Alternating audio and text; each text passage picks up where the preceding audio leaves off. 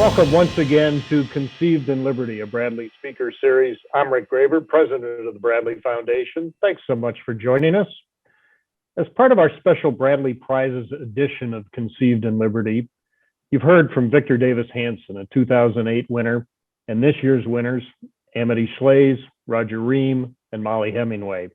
And now I'm real pleased to welcome Kim Strassel back to Conceived in Liberty. Kim, of course, writes the weekly Potomac Watch column for the Wall Street Journal and is a member of their editorial board. She's a 2014 Bradley Prize winner and returns once again to serve as our Master of Ceremonies for the prizes. Welcome, Kim. We have a lot to catch up on.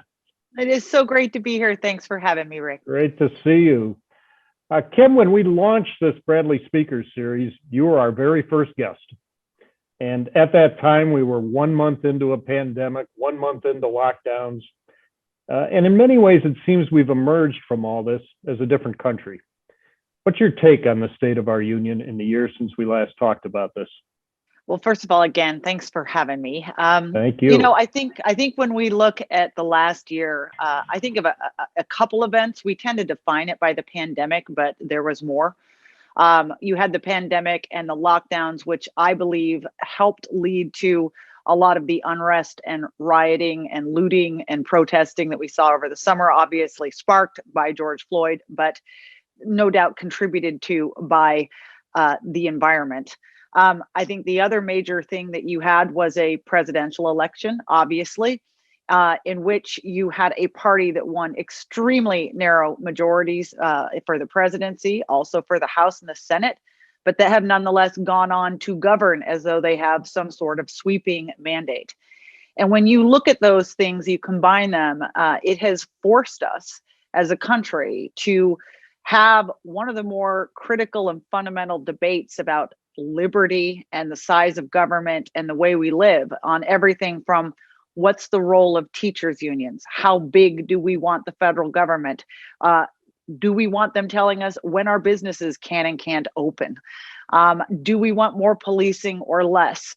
I mean, the questions are really cosmic, really basic, and it's a clarion call to those of us who care about freedom and liberty that there is no more important time to engage than right now, because we don't have the outcomes yet, but our involvement will help shape those outcomes. Absolutely. Let's drill down a little bit on the two administrations and the two different contrasting styles. Under Trump, the economy was seemingly very structurally sound and healthy, which would put us in good shape as a country to endure the pandemic. Biden's approach has been very different. More government, more debt, more spending.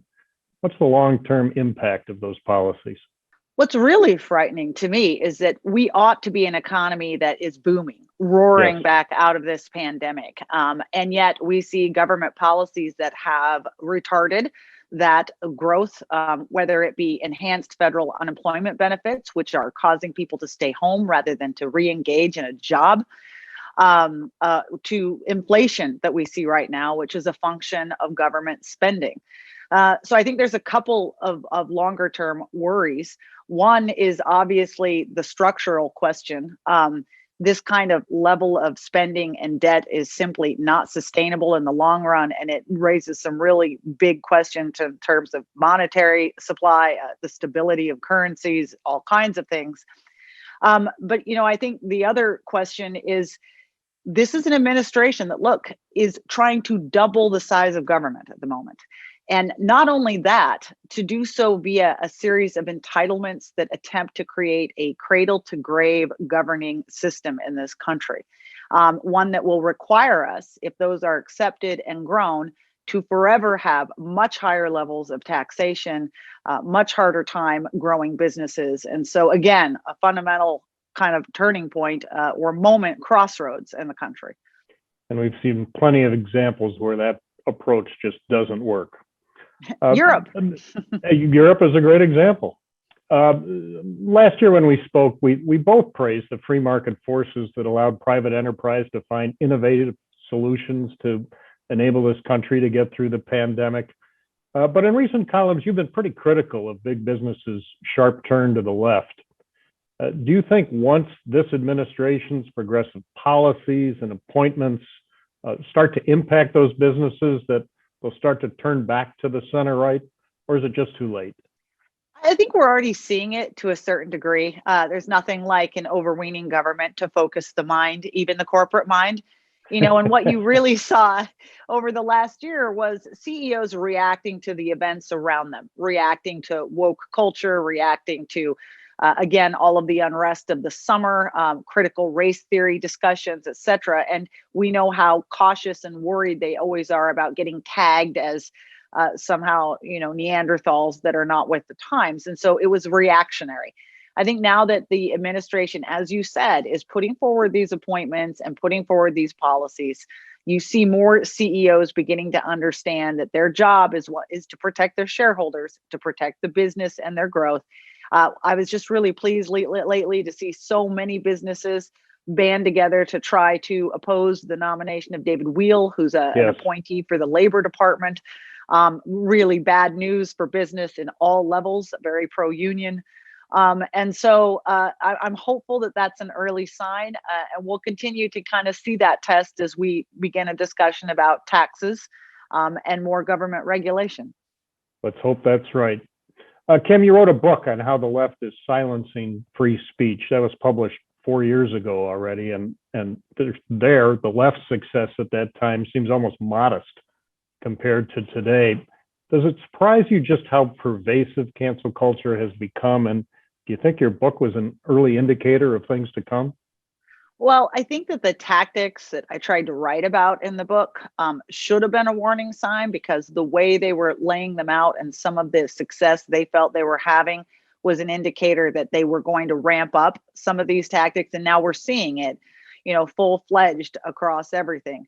That doesn't necessarily surprise me. What does surprise me and what really frustrates me is certain categories of society that have so willingly rolled over for it. I work in the journalism business, and that is a source of pride for me normally. There aren't very many industries that get their own mention in the Constitution, the freedom of the press. But that also comes with obligations that you have to stand up, remain diligent in watching the government officials, in pushing back and always wanting to engage in more speech, not less of it. And we've just seen too many prominent newspapers agree to stand down in the face of this pressure. The New York Times fired an editor for the crime of running an op-ed by a sitting United States senator. And this is not what we exist to do. So there's going to need to be some bucking up out there in some core aspects, business as well. That's another one. But we're going to have to, and I think the way we do that is we have to lead the way and stand up and say that it's okay to continue to have debate and to continue to disagree, and give people some courage to do that as well. Do you think objective reporting is even possible anymore? Opinion pages are one thing, which you're obviously a part of at the Wall Street Journal, but what used to be straight news is no longer straight news. Well, not even straight facts either. Look, I might be an opinion writer, but I have a basic obligation working for the Wall Street Journal to make sure that what I put out there is true and real. And I'm not just talking about getting my dates and spellings right. I'm talking about, the basic arguments also have to be rooted in reality. And that's what's concerning, is that we have so many in the press corps now that in the past we used to talk about media bias, and it's always been there. A lot of people that go into journalism, they want to save the world, so they tend to lean left in many ways, and that bias was always a little present. What's changed in the last 4 years is the willingness of the press corps to be all in from a partisan perspective for one side versus the other, and to raise or lower their journalistic practices on the basis of who they think that will help or hurt. So what I hope that consumers vote with their pocketbooks and their wallets, and that they demand that if they're going to pay for something, that it actually be good, solid, reasoned, and fair news, and real reporting. And I think that would be the hopeful outcome, maybe to get some journalists back where they need to be. Between cancel culture and critical race theory and defunding police, do you think the left is overplaying their hand? And could that play out in next year's elections? Absolutely. You're already seeing that. You're seeing it in the polls. For instance, the press tends to like to call immigration policy divided in the middle and suggest that everyone's on one side or the other. In fact, if you look at polls, while Americans have different views on levels of immigration, et cetera, there's a strong bipartisan majority that believes in a secure border.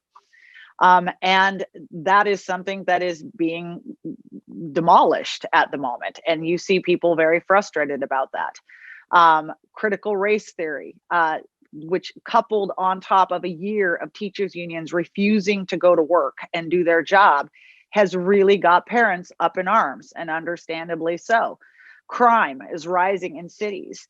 And were I Democrats, I'd be very concerned about this. If you look at the results of the last election, again, not only was it a very narrow margin, but it was won and lost in the suburbs. There were a number of white men in particular who had voted for Donald Trump before. They were put off by his demeanor in office. They didn't vote for him this time around. But they are not the demographic that's signing up for defund the police or critical race theory, and those are who Democrats risk losing in this election.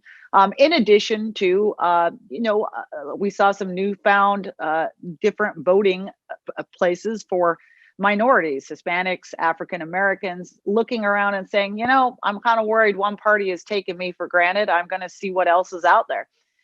So this could really cause, I think, some big changes. Midterms usually always do result in some party shifts, but Democrats, I think, do need to be a little worried that they're going a little too far on a lot of these things. Yes. Kim, lastly, share with us a little bit about what receiving a Bradley Prize meant to you, and say a few words about our winners this year, Roger, Amity, and Molly. Well, it isn't just the receiving of the prize, it's the organization behind it, and that's what really matters, is an organization so devoted to liberty and freedom and who works so passionately for free markets and free people. For them to honor you, that's what makes it very special. It was one of the best days of my entire life. And I'm so thrilled by the three people who are getting it this year. I had the great privilege to work in my very early years at the editorial board with Amity Schleys.